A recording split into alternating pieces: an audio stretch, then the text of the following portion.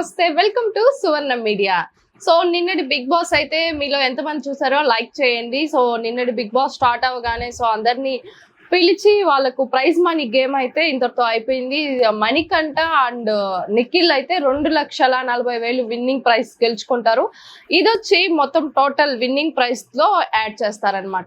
So అబ్బాయి అయితే కూర్చొని కొంచెం ఫన్ చేస్తూ ఉంటాడు. నిన్న జరిగిన సాక్స్ల టాస్క్ గురించి మణికంఠ గురించి కొంచెం ఫన్ చేస్తూ ఉంటారు. సో అంటూ దోముకుంటూ ఉన్న మణికంఠ అది విని వచ్చి సో నా మీద జోక్స్ వేయొద్దు, నాకు నచ్చదు, సో నాకు ఎంత వీలవుతుందో నా బాడీకి అంతవరకు చేశాను, నాకు ఇలాంటివి నచ్చవు, నేను ఇప్పుడిప్పుడే మనుషులతో కలుస్తున్నాను ప్లీజ్ అని చెప్పేసి వెళ్ళిపోతాడు. వెంటనే అది చూసి కూడా మళ్ళీ వాళ్ళు నవ్వుకోవడం స్టార్ట్ చేస్తూ ఉంటారు.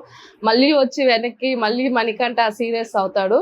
సో ఇట్లా అయితే ఎపిసోడ్ సాగుతూ ఉండింది. సో మణికంఠ అందరూ నిద్రపోయిన తర్వాత మణికంఠ లేచి యష్మి వాళ్ళ ఫుడ్ దొంగతనం, మరి అది ఏం ఫుడ్ దొంగతనం చేశారో అర్థం కాలేదు, ఒక కవర్ లాగా ప్యాక్ లాగా ఉన్నింది, దాన్ని తీసుకెళ్లి కిచెన్ లో జాడీలో పెడతాడు.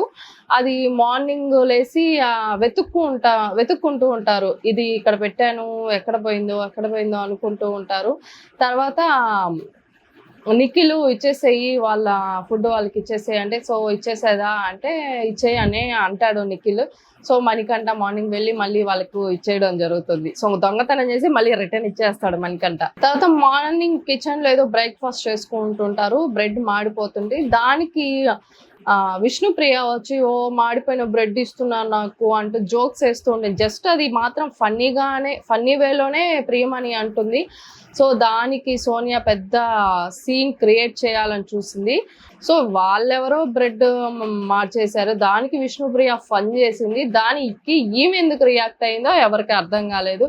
సో ప్రతిదీ సీన్ చేయడానికే చూస్తుంది విష్ణుప్రియ. ఏది చేసినా ఏది మాట్లాడినా దాంట్లో మిస్టేక్ ఎతకడానికి సోనియా వచ్చింది అన్నట్లుగా ఉంటుంది ఎపిసోడ్ చూస్తూ ఉంటే. దానికి అంత సీన్ చేయడం సోనియా అవసరం లేదనిపించింది. వాళ్ళెవరో ఇష్యూలో ఈమె ఇన్వాల్వ్ అయ్యి ఈమె ఫీల్ అయిపోవడం చాలా టూ మచ్ అనిపించింది. నెక్స్ట్ అయితే ఒక ఫన్నీ టాస్క్ పెట్టారు బిగ్ బాస్.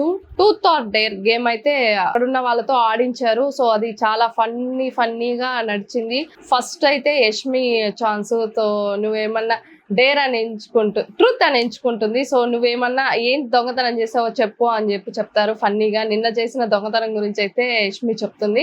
సో మణికంఠని చూస్తుంటే రోజుకి చాలా పికప్ అవుతున్నాడు అనిపిస్తుంది, చాలా ఫ్రెండ్లీ నేచర్ కి వచ్చేస్తూ ఉన్నాడు. సో ఇంతకు ముందున్న మణికంఠకి ఇప్పటికి చాలా డిఫరెన్స్ అయితే తెలుస్తుంది. ఇంతకు ముందు అయితే ఊరికే ఎమోషన్ అయిపోయేవాడు, ఇప్పుడు అలా కాకుండా చాలా ఫన్నీగా ఉంటున్నాడు. యష్మిని ఫ్లడ్ చేయడం కూడా జరిగింది, అంటే ఫన్నీ వేలో అయితే సాగింది, అది చాలా బాగా అనిపించింది. సో మణికంఠని చూస్తుంటే సో ఓకే లైన్ లోకి వస్తున్నాడు అన్న ఫీలింగ్ అయితే వచ్చింది. నైట్ బిగ్ బాస్ వాళ్ళకి ఒక ఆఫర్ అయితే ఇవ్వడం జరిగింది. మీ ఇంటి నుంచి మీకు నచ్చిన వస్తువులు, మీ ఫ్యామిలీకి సంబంధించిన వస్తువులు వస్తాయి.